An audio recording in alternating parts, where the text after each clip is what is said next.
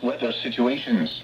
Specially built radios are automatically activated by this tone to warn you of impending weather hazards in central Arizona. Tests of these radios are normally conducted every Wednesday between 11 a.m. and noon.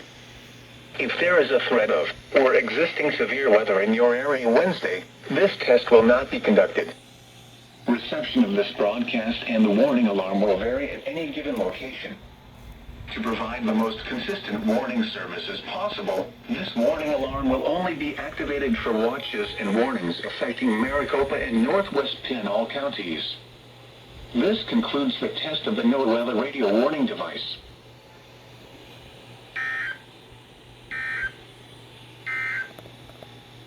Here is the latest forecast for the following area in Arizona. Central Phoenix, issued at 10:25 a.m. Mountain Standard Time. Today, mostly sunny. Highs 98 to 103. East wind around 5 miles per hour in the morning, becoming southwest in the afternoon. Tonight, partly cloudy. Low 68 to 77. West wind 5 to 10 miles per hour. Thursday, partly cloudy. Highs 98 to 103.